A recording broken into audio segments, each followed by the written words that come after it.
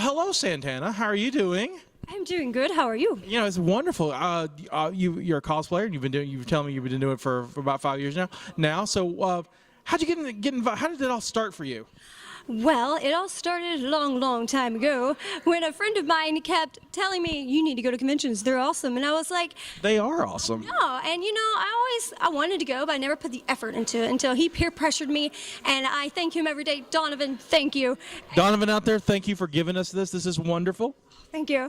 And I've loved it. I just fell in love ever since. And for me, I've always been an entertainer. I sing, and I've toured Nashville. I've opened shows for Brad Paisley. I have music videos. Tanya Tucker, Jack Green. I've always been an entertainer. And I kind of just incorporated into my cosplay as well. I've traveled. I've been to Japan, Australia. I travel all over for conventions, and I get invited to show up, and it's an amazing time, as I love spending time with people and, you know, sharing with them prints of mine or CDs and that kind of thing. So who are we cosplaying today? Today, this is my own take on Elsa from Frozen. This is Fire Elsa. So let it burn. Yes, let it burn. Much more sinister adaptation, I feel like this character could be. But I've done regular Elsa as well. The children love it, right? But I really like taking a spin on things, especially if a character's done a whole lot, you know? And Elsa is a pretty popular character. So I always like the idea of there being like a fire Elsa. Oh, I think that's wonderful. So what has been your favorite cosplay you've done?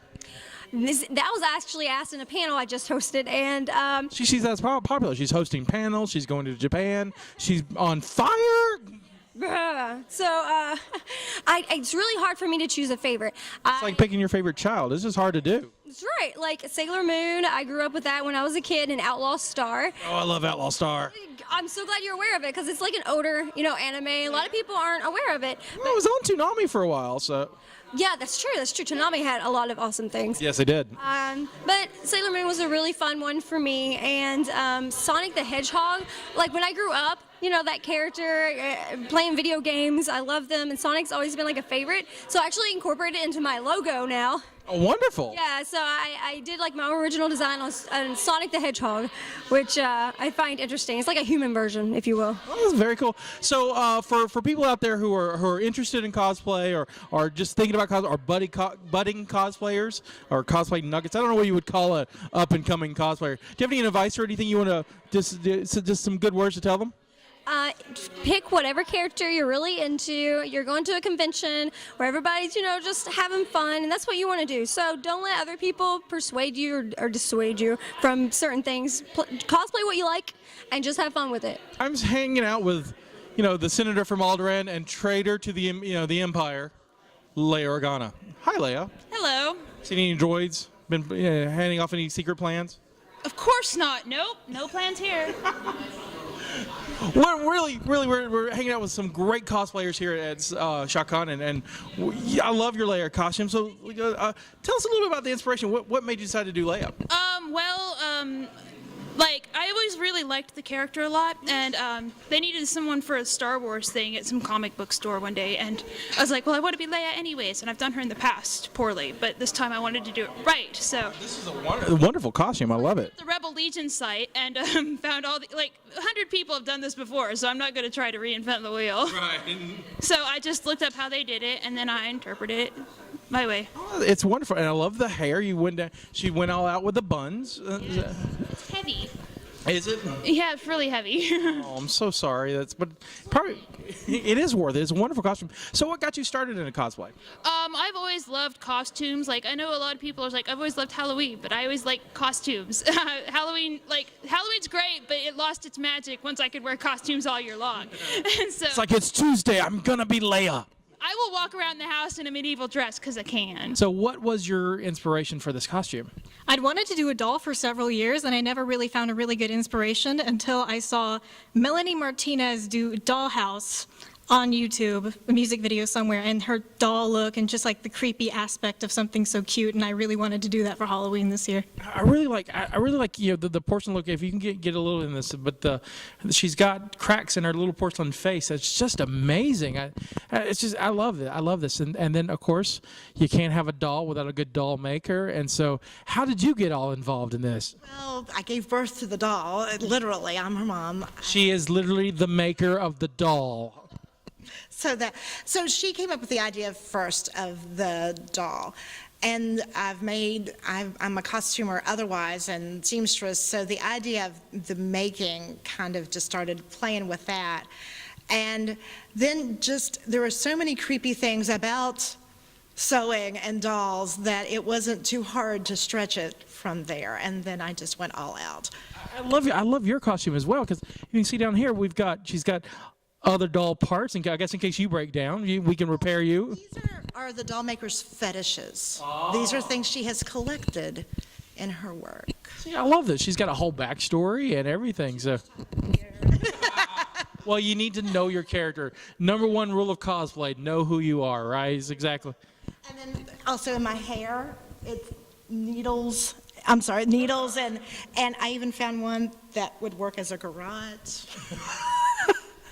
And then doll making needles. These are all actual sewing accessories. So so it kind of was fun to use my craft and what I do and then work that into the costume. So benefited from it as well. Obviously, and like I said, your dress is wonderful. And like I said, and the hair. I mean, I'm just awestruck at how awesome this is. And so very, very cool. Obviously, not something that you will find at your local Toys R Us, but you see your local doll maker. Perhaps she can make you one of these.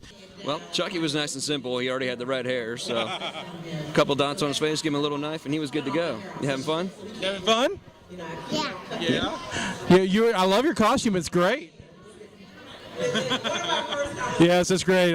Cookie. Yeah. So he's munching on a cookie, so we now know how to defeat Chucky. If he comes at you, give him a cookie, right? Absolutely. So you've been cosplaying for a little while. You were telling me you were doing some other shows before. How long have you been doing it, and what got you into it?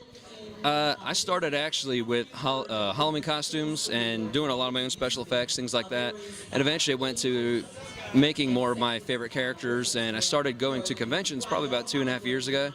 And I've loved it. I'm addicted to it. It's me doing it, and he loves it and gets into it too. So usually when we do local conventions, he cosplays with me. All right, we've been talking about the great cosplay here at ShockaCon, and I've run into Heather Bell and her most excellent Diablo 3 costume. This is amazing. Look at this armor. This is just, I would say gorgeous, but I'm frightened of it. It is just amazing. It's frighteningly gorgeous. So let's talk about it. What was your inspiration to do this? And you made this all yourself. So let's go a little bit through that process.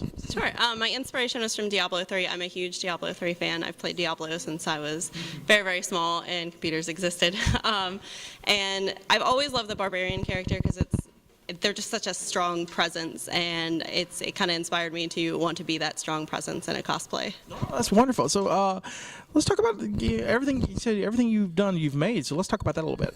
Yep. Most of it's all from EVA foam, like the simple little craft foam, and it's covered in a thermoplastic that's called Warbler. You heat it up with a heat gun, and you can shape and mold it to basically anything. You're getting tips here. You're getting great cosplay tips. The thing I love about Warbler the most is you can take all the different scraps and you can actually heat them up to then sculpt different stuff. Like a lot of the horn details and stuff are actually scraps that have been sculpted. Well, that's wonderful. And how long have you been cosplaying? About 3 years now. And so what was your first? My first was Nyan Cat. It was put together from different dresses and pieces, a lot of hot glue and sparkles and rainbows, and it was a lot of fun. All right, so I'm hanging out with some just amazing cosplayers, including Bunny Bombshell here. And, that's one of the great things about ShockaCon is just all the wonderful costumes that we've run into today. And so I want you to talk about a little bit about your excellent Blade Runner costume. Yes, I am Pris from Blade Runner. She is a replicant. She is very bad. This is her costume from the second half of the movie whenever she attacks Deckard, and it is one that you don't see very often, and that is a big reason why I decided to do it. I also cosplay her more commonly seen black outfit, but this one is just different, and it's kind of creepier because she's supposed to be a doll. So Oh yeah, right. And you've got, I mean, the makeup you can see under the veil. She's protected by veil, but the makeup is just wonderful, a wonderful job. So, how did you get started in cosplay? Oh wow. Well, Back a long time ago. 10 years ago. I've been cosplaying for exactly 10 years. Well, happy cosplay birthday. Well, thank you. Yes, I was like in high school. I think I was like a junior or senior in high school, and I just started slowly assembling my first Michelle Pfeiffer cat suit. And Very nice choice. yes, I had to do that one first because I idolized her growing up. I remember in the panel you said that you had to get a real bullwhip, not a costume bullwhip. Well, I originally started out with just your typical costume shop prop, and then I got to thinking, this is not going to cut it. If I'm going to really do this costume right, I have to have the real thing. I have to have the real bullwhip. So, and you know, she's Catwoman. She has Right. a whip. Oh, yeah. It has to be spot on. So, yes, I do have a real bullwhip that I actually do take to conventions with me. All right, so we're hanging out with and ShockaCon again, and we're talking to some great cosplayers, including Zariah here with an X. I love that name. It's my favorite name. So, first of all, this is a most excellent cosplay. Tell everyone out there who you cosplay as. I'm Lapis Lazuli from Steven Universe. For all you Steven Universe fans out there. And yeah. So, and everything here is, I mean, it's wonderful. She is covered in this awesome body paint. So let's talk about the process. First of all, what was your inspiration? How did you decide, like, this is what I was going to do? And let's talk about, like, how long did this take? This character, Yeah. I decided because I saw her on the show and I was like, I really like this character. I really love her design, and it gives me another chance to work on body paint. So it took forever this morning, but that's not something to deter you from that. That's part of the adventure. That's part of the challenge. You just keep working on it. But I did it section at a time, and I used Snazaroo body paints, and it's really inexpensive. It's made for face paint for children, so it's really easy to use and inexpensive. Yeah, I use hairspray and baby powder to seal my makeup. It's good for this type of makeup. You'd want to get, if you use Ben Nye, you want to use their final seal. It's a little more expensive, but I think it works a lot better for that type of thing. But body makeup's fun, and it totally pops and makes everybody notice you, so if you want to do that, it's really fun and it's really cool.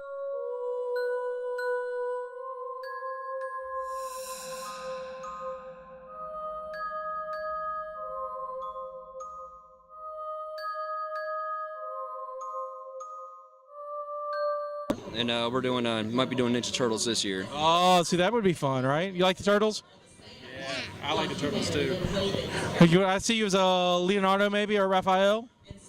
Yeah. Who do you like? Raphael. He likes Raphael. That's what it is. I can see it. I knew. Well, guys, have a wonderful rest of the con. We're going to wave at everybody on the internet. Come on, give us a wave. Yay! Bye.